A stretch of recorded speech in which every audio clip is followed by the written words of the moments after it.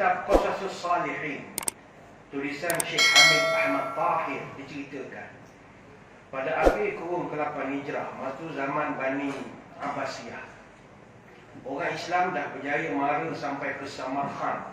Samarkand ni ibu negara Uzbekistan sekarang. Pada waktu itu, tentera Islam telah berjaya membuka negara-negara yang bersempadan dengan Samarkand yang dekat dengan China sekarang. Jadi, sampai di satu buah kota yang besar, mereka tak dapat tembus benteng negara tu. Kota dia buat tinggi, tak boleh nak masuk. Tentera-tentera musuh pula di sebalik tembok, mereka berdiri sepanjang dinding kota. Tak ada orang boleh masuk, tak ada orang boleh keluar. Tentera Islam tak boleh nak masuk. Dan ketika itu, panglima dia pun fikir, kita tak boleh tembus masuk ni. Mereka ni bagaikan dinding yang tak boleh nak dirobohkan. Akibatnya, kepungan tu berlanjutan dalam tempoh yang panjang. Tak ada yang menang, tak ada yang kalah. Maka panglima Islam buat postmortem. Macam mana kita nak berjaya mengalahkan? Akhirnya dia buat muhasabah. Dia kata punca kita ni tak boleh nak tembus kawasan musuh. Aku tengok engkau orang ni, pasukan tentera, ada dua masalah. Pertama, aku tengok engkau orang sembahyang soft semua bengkang-bengkok. Ini menunjukkan hati engkau tak satu. Orang kalau hatinya satu, sederak, senada, dia akan sama saja barisan. Bila seorang di depan, seorang di belakang, seorang begitu gini, artinya engkau tidak ada uniform. Hati kamu tak bersatu. Yang kedua, aku tengok, kata panglima ini, engkau orang tak ikut sunnah Nabi, iaitu engkau orang malas bersugi, bersiwak.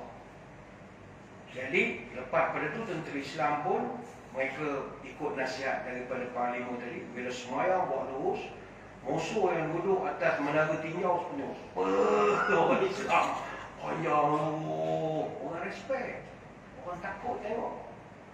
Kemudian dia tengok kalau orang Islam pergi ambil kayu-kayu ranting, gosok gigi pakai kayu. Sugi kan? Akhirnya menara tinjau hantar laporan. Bos, orang Islam garang-garang bos. Semua tengah asap gigi. Dia nak makan kita bos. Semua jadi takut. Akhirnya mereka secara psikologi jadi lemah. Padahal orang tu sugi je. Sebab dia tengok, dia gigit kayu, jangan main.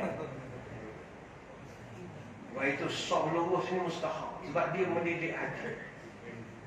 Maka silakanlah kita nak khilaf ilmu. Kita nak khilaf fikrah.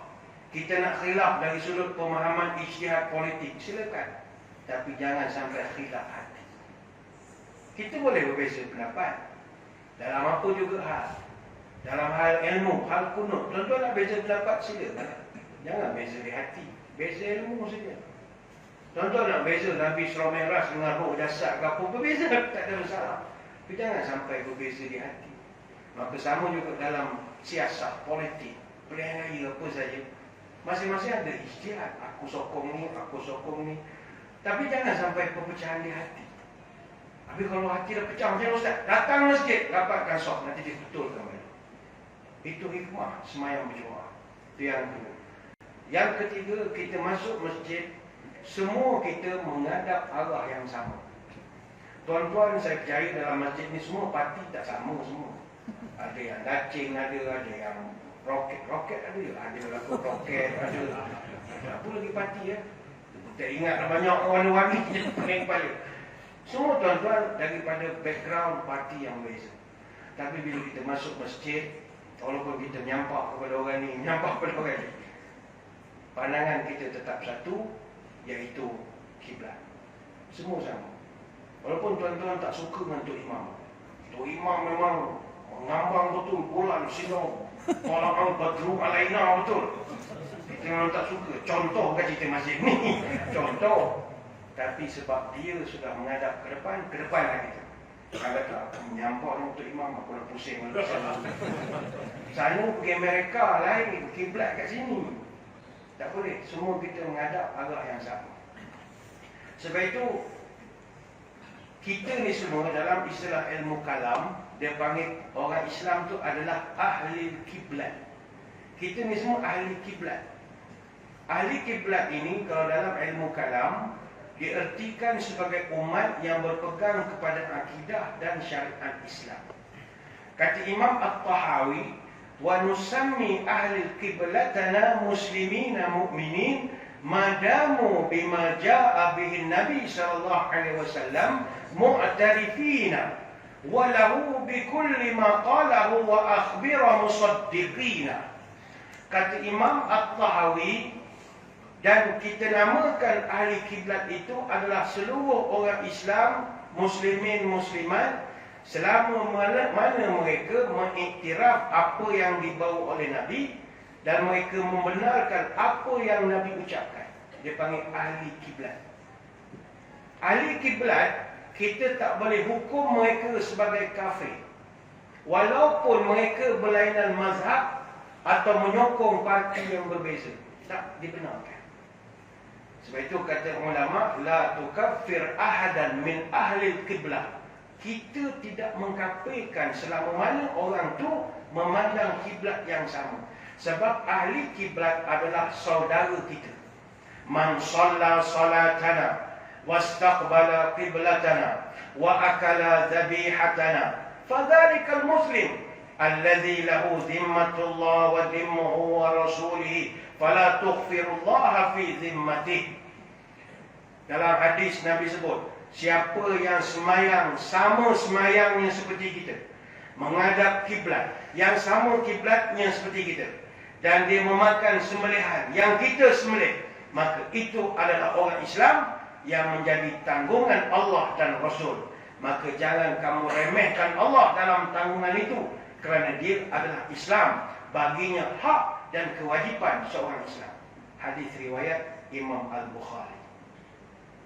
Sebab kita menghadap kiblat yang sama. Lepas itu Imam Al-Ghazali pesan dalam kitab Hidayatul Hidayah. Kata dia, wala tuqatti'u bi syahadatuka ala ahadin min ahli al-qiblat bisyirk aw kafir aw nifaq fa in muttali' ala as-sarair huwa Allah Ta'ala. Jangan mulut engkau sekali-kali mengatakan syirik, kafir, munafik kepada orang yang digelarkan ahli kiblat, kerana yang mengetahui apa yang sembunyi dalam hati mereka hanyalah Allah. Wa idza la'anta ahadan min khalqillahi ta'ala tulibat bihi. Ingat, sekali engkau mengutuk makhluk Allah, engkau akan dituntut pertanggungjawabannya oleh Allah. Kita panggil satu orang Muslim, bro, contoh. Kau punya perangai, kau punya muka sebiji macam bro, contoh. Nanti di hari akhirat Allah akan cari kita. Dulu kau cakap dia buruk kan?